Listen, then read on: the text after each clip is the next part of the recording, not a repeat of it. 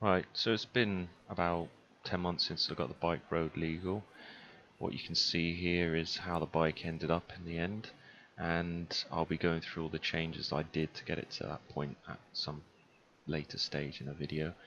Instead I'll just be voiceovering something I got loosely together about maybe 10 months ago. So what you can see here is a new brake blade, which I needed because I broke the previous one getting the engine out. It was a case of just getting the stub out and then putting in the new one. Pretty simple, making sure to grease the pivot before I put it together. And there I'm adjusting the reach for my fingers and also adjusting the angle. Although I had cut up the old header, I welded it back together just so I could ride about on the bike and test things out. And yeah, just find issues before I got the bike finally finished and with a new exhaust header.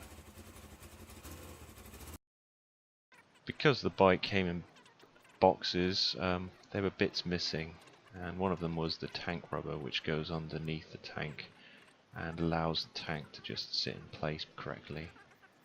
I got one off eBay, it was fairly cheap, and what I'm showing there is there's also other bits missing. Those blocks which go underneath the tank on the sides, like that, and that was super glued in place. I pulled the old air filter out and there was a Mantra Motorcycles written on it, so I decided to do the same thing for the new filter. Notice there's a bit different in the mouth there. The new one just had a sharp edge, whereas the previous one had a curved lip. This is the windscreen. You can see me just trying to figure out how I was going to put it on, and this is a very universal kit. It comes with all sorts of stuff. Most of it I didn't need. For me, it's required to take the headlamp off and then replace the two headlamp housing bolts with the one in the kit, which is just new, just cheap bolts, quite crude.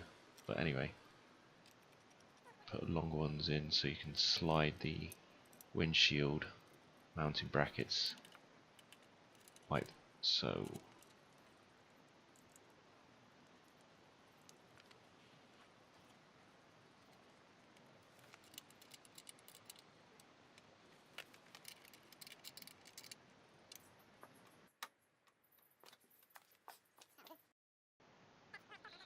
I'd noticed on a bit of a test run that the bars felt a bit weird.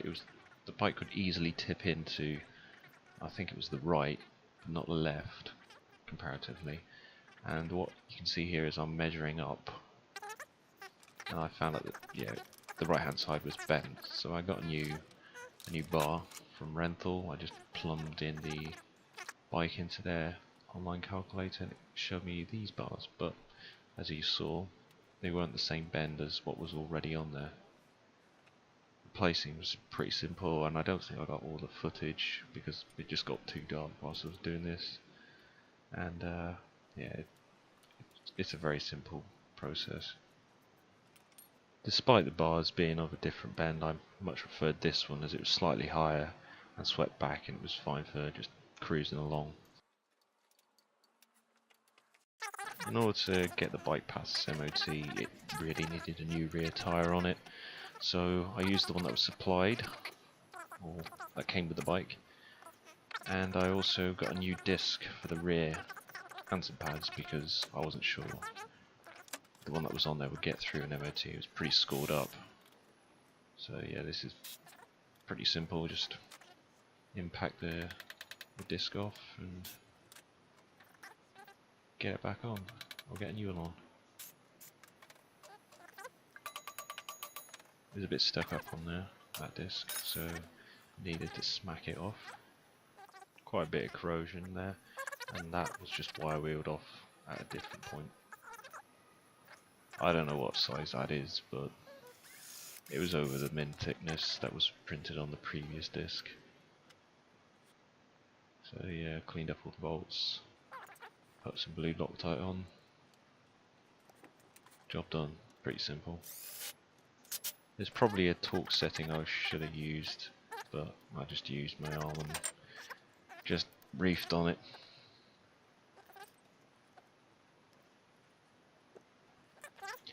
I had to change the pads at the same time, but doing so was a bit tricky. One of the pins there that hold the pads in place was stuck, and plus gas and whatnot just wouldn't free it up. It's pretty rusty, and just got rust inside there. So what I had to do was, instead of just keep trying to get off in vain, I had to get the caliper off. There you can see I got one of the pins out, but the other one just would not budge. So caliper's off, it's easy enough. Had to drain all the fluid out of it. You can see there how rusty the thing is. So separate the two halves by taking those two big bolts out. So that's the caliper in two bits. You can see this pad, well, it's not too obvious, but there is some life left in it, and hidden by all the rust. It's blistering off it.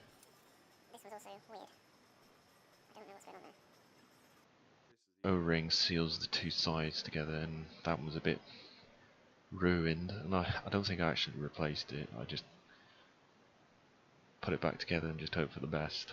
And I'm speaking 12 months down the line and it hasn't leaked yet, so there wasn't much problem there. But you can see the whole caliper is pretty crusty, and that required some cleaning. So yeah, that cleaned up real nice. I had attempted to get that pin out with some heat, some gentle heat and persuasion, but it would not shift, so I just left it there, and in the future I may address that and try and fix it properly, but for now it'll do. It just means that whenever a new pad has to be put in there, the caliper has to come apart, which isn't great. This side had quite a bit of crusty fluid in there, dried up fluid, which was partially blocking the pathways, and that had to be cleared out with some brake clean.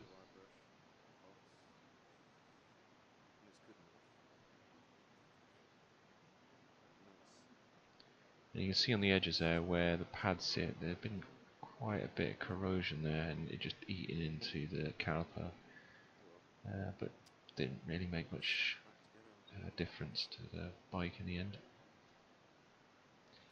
In the previous video you would have seen the exhaust being, well, it had been cut up, so I could get the headers out of the engine.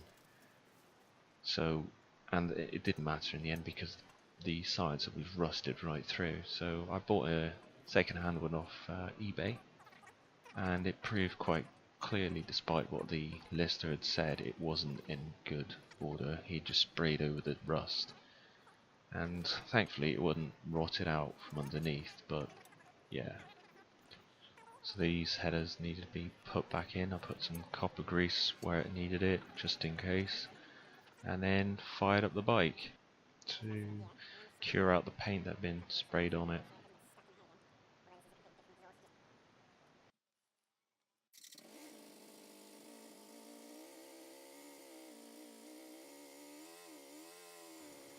What you can see pouring off the headers is the paint, and it was at this point that I realised that, yeah, the guy had just painted it, clearly painted it.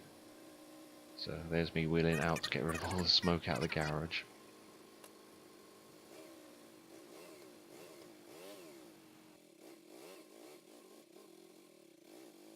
If any of you have been watching this series from the start, you know the reason why I bought this bike, and it was to go around Europe on a trip on this bike. So here's a picture from Slovenia and also a clip from the same area.